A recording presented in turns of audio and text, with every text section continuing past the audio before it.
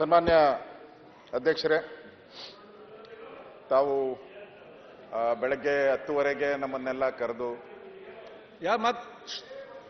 ವಿಧಾನಸಭೆ ಮುಂಭಾಗದಲ್ಲಿ ನಾವು ಬರೋರೆಲ್ಲನೂ ಕೂಡ ಬರೋ ಶಾಸಕರು, ಬರೋ ಅಧಿಕಾರಿಗಳು ಮತ್ತೆ ಪಬ್ಲಿಕ್ಕೂ ಬರ್ತಾರೆ ಆ ಜಾಗದಲ್ಲಿ. ಅಂತ ಒಂದು ಜಾಗವನ್ನ ನೋಡಿ ಬಂದಂಥವ್ರಿಗೆ ಇವತ್ತಿನ ಏನು ವಿಧಾನಸಭೆ ನಡೀತಾ ಇದೆ 21ನೇ ಶತಮಾನದಲ್ಲಿ, 12ನೇ ಶತಮಾನದಲ್ಲೇ ಈ ಥರದ ಒಂದು ಪ್ರಜಾಪ್ರಭುತ್ವದ ಒಂದು ಸಭೆ ನಡೀತಾ ಇತ್ತು ಅನ್ನೋ ಒಂದು ಸಂದೇಶವನ್ನ ಕೊಡುವಂಥ ಒಂದು ಪ್ರಾಮಾಣಿಕ ಪ್ರಯತ್ನವನ್ನ ತಾವು ಸಭಾಧ್ಯಕ್ಷರ ಸ್ಥಾನದಲ್ಲಿ ಕೂತು ಮಾಡಿದ್ದೀರಾ. ಅದಕ್ಕೆ ನಮ್ಮೆಲ್ಲ ಶಾಸಕರ ಪರವಾಗಿ ನಿಮಗೆ ಅಭಿನಂದನೆಗಳನ್ನ ನಾನು ಸಲ್ಲಿಸ್ತಾ ಇದ್ದೀನಿ. ಅನುಭವ ಮಂಟಪ ಅನ್ನುವಂಥದ್ದು 12ನೇ ಶತಮಾನದಲ್ಲಿ ಬಸವಣ್ಣವರು ವಿಶೇಷವಾಗಿ ಜಾತಿ ಪದ್ಧತಿ ಹೋಗ್ಬೇಕು, ಅವರು ಬ್ರಾಹ್ಮಣರಾಗಿ ಹುಟ್ಟಿದ್ರೂ ಸಹ ಈ ಜಾತಿ ಪದ್ಧತಿಯನ್ನು ತೊಡೆದಾಕುವಂತ ಒಂದು ಪ್ರಯತ್ನ, ಅದಕ್ಕಿಂತ ಹೆಚ್ಚಾಗಿ ಲಿಂಗ ತಾರತಮ್ಯ. ಇವತ್ತಿಗೂ ನಾವು ಲಿಂಗ ತಾರತಮ್ಯವನ್ನ ನೋಡ್ತಾ ಇದ್ದೀರಿ. ಈಗ ಮೊನ್ನೆ ಪಾರ್ಲಿಮೆಂಟ್ ಅಲ್ಲಿ ರಿಸರ್ವೇಷನ್ ಈಗ ಬಂದಿದೆ.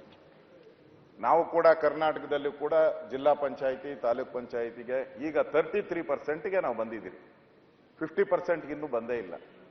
ಅಂದ್ರೆ ಬಸವಣ್ಣವರು ಆ ಕಾಲದಲ್ಲಿ ಹೇಳಿದ್ರು ಆ ತಾರತಮ್ಯ ಹೋಗ್ಬೇಕು ಅಂತೇಳಿ.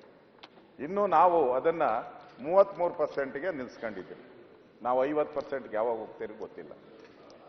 ಆ ಗ್ರಾಮ ಪಂಚಾಯತಿಯಲ್ಲಿದೆ, ಮೇಲ್ಮಟ್ಟ ಪಾರ್ಲಿಮೆಂಟ್ ಇಲ್ಲ, MLAಗಳಲ್ಲಿ ಇಲ್ಲ. ಅಲ್ಲ, ಪಾರ್ಲಿಮೆಂಟ್ ಇವತ್ತು ಈ ಒಂದು ಭಾವನೆಗಳನ್ನ ಅಂತ ಒಂದು 12ನೇ ಶತಮಾನದಲ್ಲಿ ಅದನ್ನ ಜಾರಿಗೆ ತರುವಂತ ಒಂದು ಕೆಲಸವನ್ನ ಮಾಡಿದಂತ ಮಹಾನುಭಾವ ಬಸವಣ್ಣವರು.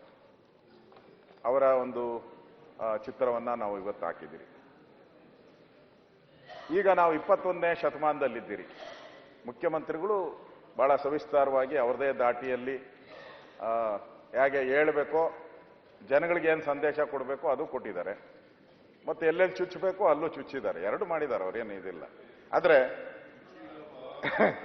12ನೇ ನೆನಪಾಗುತ್ತಲ್ಲ ನಿಮ್ಗೆ? ಅಲ್ಲ, ಸುಮ್ಮನೆ ಎಲ್ಲ ಕಾಮೆಂಟ್ ಮಾಡ, ನಾನೇನು ಅವ್ರನ್ನ ಟೀಕೆ ಮಾಡಿಲ್ಲ. ನಾನು ಅದು ಪ್ರಜಾಪ್ರಭುತ್ವದಲ್ಲಿ ಟೀಕೆ ಮಾಡುವಂಥದ್ದು ಇವೆಲ್ಲ ಸರ್ವೇ ಸಾಮಾನ್ಯ. ಅದನ್ನ ನಾವು ಅಕ್ಸೆಪ್ಟ್ ಮಾಡ್ಕೊಬೇಕು.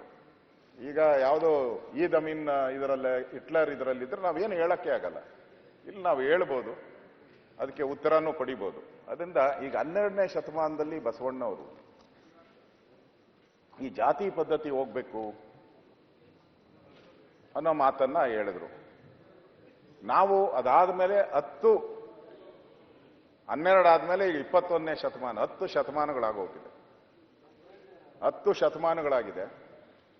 ನಾವು ಬಹಳಷ್ಟು ಮಾತಾಡ್ತೀರಿ, ಈ ಜಾತಿ ಪದ್ಧತಿ ಹೋಗ್ಬೇಕು ಬಹಳಷ್ಟು ಮಾತಾಡಿದಿರಿ. ನಾವು ಈ ಎಷ್ಟು ಮಾತಾಡಿದಿರೋ ಮಾದೇವಪ್ಪನವರೇ ಅಷ್ಟು ಜಾತಿ ಜಾಸ್ತಿ ಆಗಿದೆ.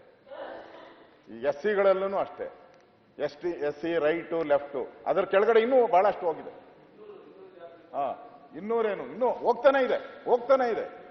ಒಕ್ಕಲ್ಗಿರಲ್ಲಿ ಯಾರೋ ಒಂದೆರಡು ನಮ್ಗೆ ಗೊತ್ತಿರೋದು 2-3 ಅಂತ ಮೊನ್ನೆ ಕೇಳಿದೆ ನಾನು. ಅದರಲ್ಲಿ 57 ಜಾತಿ ಇದೆಯಾ.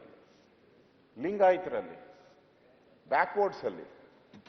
ಅಂದ್ರೆ ನಾವು ಡಿವೈಡ್, ಇನ್ನ ಒಗ್ಗಟ್ಟು ಮಾಡೋ ಪ್ರಯತ್ನ ನಮ್ಮ ಕೈಲಿ ಆಗ್ಲೇ ಇಲ್ಲ.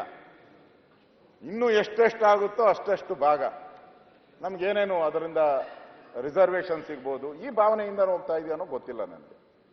ಬಟ್ ಬಸವಣ್ಣವರು ಅವತ್ತು ಹೇಳಿದ್ರು ಒಂದಾಗಬೇಕು ಅಂತ. ನನಗೊಂದು ಸಣ್ಣ ಅಧ್ಯಕ್ಷರೇ ಕತೆ ಜ್ಞಾಪಕ ಬರ್ತದೆ. ಒಂದು ನೊಣ ಇತ್ತಂತೆ. ಆ ನೊಣಕ್ಕೆ ಜೇನು ತಿನ್ಬೇಕು ಅಂತ ಆಸೆ ಆಯ್ತು. ಆ ಮಡಕೆ ಇರ್ತೈತಲ್ಲ, ಮಡಕೆ ಮೇಲೆ ಜೇನು ಅಲ್ಲಲ್ಲಿ ಬಿದ್ದಿತ್ತು. ಫಸ್ಟ್ ಜೇನು ಅಲ್ಲಿ ನೋಡ್ತು, ಆ ಮಡಕೆ ಮೇಲೆ ಬಿದ್ದಿದ್ದ ಆ ಡಾಟ್ಗಳನ್ನ ತಿನ್ನುವಂತಕ್ಕೆ ನೋಡ್ತು. ಅದು ಮುಂದೆ ನೋಡ್ತು, ಇಡೀ ಮಡಕೆಯಲ್ಲಿ ಜೇನಿತ್ತಂತೆ.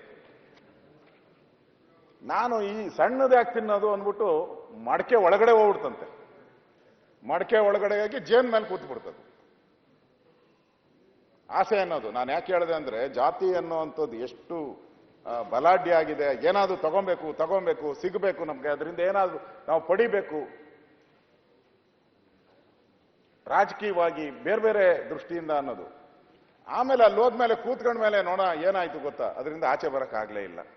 ನಾವು ಆ ಪರಿಸ್ಥಿತಿಯಲ್ಲಿದ್ದೀರಿ ಇವತ್ತು. ನಮ್ಮ ಕೈಲಿ ಬರಕ್ಕಾಗ್ತಾ ಇಲ್ಲ. ನಾವು ಎಷ್ಟೆಷ್ಟು ಕಿತ್ತು ಇದರಿಂದ ಆಚೆ ಬರಬೇಕು ಅಂತ ಹೋಗ್ತಾ ಇದ್ದೀರೋ ಅಷ್ಟಷ್ಟು ಅದ್ರ ಒಳಗಡೆನೆ ಸೇರ್ತಾ ಇದ್ದೀರಿ ನಾವು. ಬಿಕಾಸ್ ಆಸೆ, ದುರಾಸೆ, ಇದರ ಪ್ರತಿಫಲವಾಗಿಯೇ ನಾವು ಇವತ್ತು ಈ ಜಾತಿ ವ್ಯವಸ್ಥೆ ನಾವು ಎಷ್ಟೆಷ್ಟು ಪ್ರಯತ್ನ ಮಾಡಿದ್ರೂ ಹೋಗ್ತಾ ಇಲ್ಲ. ಆದ್ರೆ ಬಸವಣ್ಣವರು ಆ ಕಾಲದಲ್ಲೇ ಇವೆಲ್ಲ ಮುಖ್ಯಮಂತ್ರಿಗಳು ಹೇಳಿದ್ರು, ವರ್ಣ ಭೇದ ಈ ಥರದ್ದೆಲ್ಲ ಬಹಳ ಗಟ್ಟಿ ಇದ್ದಂಥ ಸ್ಥಳ. ಅಂದ್ರೆ ಅದನ್ನ ಪ್ರತಿಭಟನೆ ಮಾಡುವಂತ ಶಕ್ತಿ ಇಲ್ದಂತ ಸಮಯದಲ್ಲಿ ಅವರು ಈ ಒಂದು ವಿಚಾರಗಳನ್ನ ಇಟ್ಕೊಂಡು ಹೊರಟಂತವ್ರು. ಮಹಿಳೆಯರಿಗೆ ಪ್ರಾತಿನಿಧ್ಯನೇ ಇಲ್ಲ ಅಂತ ಹೇಳಿದಂತ ಕಾಲದಲ್ಲಿ ಮಹಿಳೆಯರಿಗೆ ಪ್ರಾತಿನಿಧ್ಯವನ್ನ ಕೊಡುವಂತ ಒಂದು ಕೆಲಸವನ್ನ ಬಸವಣ್ಣವರು ಮಾಡಿದ್ದಾರೆ. ಬಸವಣ್ಣವರ ವಚನಗಳು ಅಷ್ಟೇ, ಇವತ್ತಿಗೂ ಅಷ್ಟೇ ಸಾಮಾನ್ಯ ಜನಕ್ಕೆ ಅರ್ಥ ಆಗುವ ಭಾಷೆಯಲ್ಲಿ ಅವ್ರು ಹೇಳಿದ್ದಾರೆ. ಈ ಸಂಸ್ಕೃತ ಬೇರೆ ಬೇರೆ ಆದರೆ ಅರ್ಥ ಆಗೋದು ಕಷ್ಟ. ಆದ್ರೆ ಬಸವಣ್ಣವರ ವಚನಗಳೇನಿದೆ ಬಹಳ ಸಲೀಸಾಗಿ ಜನಗಳಿಗೆ ಅರ್ಥ ಆಗುವಂಥದ್ದು ಆಗಿದೆ. ಅವರ ವಚನಗಳು ಕೂಡ ಇವತ್ತಿಗೂ ಕೂಡ ನಾವು ಹೇಳ್ತೀರಿ, ಕಲಬೇಡ ಕೊಲಬೇಡ, ಉಸಿಯ ನುಡಿಯಲು ಬೇಡ, ಮುನಿಯ ಬೇಡ, ಅನ್ಯರಿಗೆ ಅಸಹ್ಯ ಪಡೆಬೇಡ, ತನ್ನ ಬಣ್ಣಿಸಬೇಡ, ಇದಿರ ಅಳೆಯಲು ಬೇಡ, ಇದೇ ಅಂತರಂಗ ಶುದ್ಧಿ, ಇದೇ ಬಹಿರಂಗ ಶುದ್ಧಿ, ಇದೇ ನಮ್ಮ ಕೂಡಲ ಸಂಗಮ ದೇವರ ಒಲಿಸುವ ಪರಿ. ದೇವರನ್ನ ಒಲಿಸ್ಬೇಕಾದ್ರೆ ನೀವು ಅಂತರಂಗ ಶುದ್ಧಿಯನ್ನ ಹೇಗೆ ಮಾಡಬೇಕು ಅನ್ನೋದ್ರ ಬಗ್ಗೆನೂ ಬಸವಣ್ಣವರು ಹೇಳಿದ್ದಾರೆ. ಈ ಎಲ್ಲ ವಿಚಾರಗಳನ್ನು ಕೂಡ ಕನ್ನಡದಲ್ಲೂ ಇದೆ, ತೆಲುಗಲ್ಲೂ ಇದೆ, ಬೇರೆ ಬೇರೆ ಭಾಷೆ, ಹಿಂದಿ, ಇಂಗ್ಲಿಷ್ ಎಲ್ಲದರಲ್ಲೂ ಇದೆ. ಈಗ ನನ್ಗೆ ಪುಣ್ಯ ಅಂತ ಹೇಳಿದ್ರೆ ಅಧ್ಯಕ್ಷರೇ, ನೀವ್ಯಾಗೆ ಇಲ್ಲಿ ಸ್ಥಾಪನೆ ಮಾಡಿ ನಿಮ್ಗೊಂದು ಗೌರವ ಇವತ್ತು. ನನಗೆ ಪುಣ್ಯ ಅಂತ ಹೇಳಿದ್ರೆ ನನಗೆ ಲಂಡನ್ನಲ್ಲಿರುವಂತ ಕನ್ನಡ ಸಂಘದವ್ರು ನಾನು ಕರೆದಿದ್ರು, ಈ ಬಸವೇಶ್ವರ ಪುತ್ಥಳಿಕೆ ಆಗ್ಬೇಕಾಗಿದೆ, ಅದಕ್ಕೆ ನೀವು ಹೋರಾಟಕ್ಕೆ ಬನ್ನಿ ಅಂತ. ನಾನು ಹೋಗಿದ್ದೆ ಅಲ್ಲಿ. ಯಾವ ಸ್ಥಳದಲ್ಲಿ ಇವತ್ತು ಬಸವೇಶ್ವರ ಥೇಮ್ಸ್ ನದಿ ಪಕ್ಕದಲ್ಲಿ, ಪಕ್ಕದಲ್ಲಿ ಥೇಮ್ಸ್ ನದಿ ಪಕ್ಕದಲ್ಲಿ, ಅಲ್ಲಿ ಹೋಗಿ ನಾನು ಇದು ಸ್ಥಾಪನೆ ಮಾಡಕ್ಕೆ ಒಂದು ವರ್ಷದ ಮುಂಚೆ ಹೋಗಿದ್ದೆ. ನಾನು ಹೋಗಿ ಅಲ್ಲಿ ಎಲ್ಲ ಕನ್ನಡದವರು ಎಲ್ಲ ಸೇರಿ ಅಲ್ಲೊಂದು ಪ್ರತಿಭಟನೆ ಮಾಡಿದೆ, ಫ್ಲಾಗ್ ಹಿಡ್ಕೊಂಡು ಬ್ಯಾನರ್ ಹಿಡ್ಕೊಂಡು ಇಲ್ಲಿ ಆಗ್ಲೇಬೇಕು ಅಂತ ಪ್ರತಿಭಟನೆ ಮಾಡಿದೆ ಒಂದು ಗಂಟೆ. ಆಮೇಲೆ ಪೊಲೀಸರು ಕರ್ಕೊಂಡು ಹೋಗ್ಬಿಟ್ರು ಅಲ್ಲಿಂದ ಹೋಗಿ ಅಂತೇಳಿ. ನನಗೂ ಆಮೇಲೆ ಅಲ್ಲಿ ಪ್ರತಿಷ್ಠಾಪನೆ, ಸನ್ಮಾನ್ಯ ಪ್ರಧಾನಮಂತ್ರಿಗಳು ಹೋಗಿ ಪ್ರತಿಷ್ಠಾಪನೆ ಮಾಡಿದ್ರು. ಅದರಿಂದ ಅಲ್ಲೂ ಕೂಡ, ಲಂಡನ್ನಲ್ಲೂ ಕೂಡ ಬಸವೇಶ್ವರ ಅವರ ವಿಚಾರಗಳು ಕೂಡ ಇವತ್ತು ಆಗ್ತಾ ಇರುವಂಥದ್ದು ನಮ್ಮೆಲ್ಲರಿಗೂ ಕೂಡ ಗೌರವ ತರುವಂಥದ್ದು. ಅಂಥ ಒಂದು ವ್ಯಕ್ತಿಯ ಜ್ಞಾಪಕ ಮಾಡೋದ್ರ ಜೊತೆಗೆ ಅವರ ವಿಚಾರಗಳನ್ನ ಇನ್ನಷ್ಟು, ನಾನು ಹೇಳಿದ್ನಲ್ಲ, ನೊಣದ ರೀತಿ ಆಗದೆ ಇನ್ನಷ್ಟು ಬ್ರಾಡಾಗಿ ನಾವು ಯೋಚನೆ ಮಾಡಿದ್ರೆ ಈ ಸಮಾಜಕ್ಕೂ ಒಳಿತಾಗುತ್ತೆ. ಯಾವ ವಿಚಾರಗಳನ್ನ ಇಟ್ಕೊಂಡು ಬಸವಣ್ಣವರು ಹೇಳಿದ್ರು ಆ ವಿಚಾರಗಳು, ಅಂದ್ರೆ ಜಾತಿ ತಾರತಮ್ಯ ಇರ್ಬೋದು, ಲಿಂಗ ತಾರತಮ್ಯ ಇರ್ಬೋದು, ಇವೆಲ್ಲನೂ ಕೂಡ ಹೋಗುವಂತ ಒಂದು ವ್ಯವಸ್ಥೆಗಳು ನಮ್ಮ ಮಧ್ಯೆ ಆಗಲಿ ಅನ್ನೋದು ನನ್ನ ಕೂಡ ಬಯಕೆ ಇದೆ. ಇವತ್ತು ನಾನೆಲ್ಲ ಸದನದ ಎಲ್ಲ ಶಾಸಕರ ಪರವಾಗಿ ತಮಗೆ ಅಭಿನಂದನೆಗಳನ್ನು ತಿಳಿಸ್ತಾ ಇದ್ದೀನಿ. ಧನ್ಯವಾದಗಳು.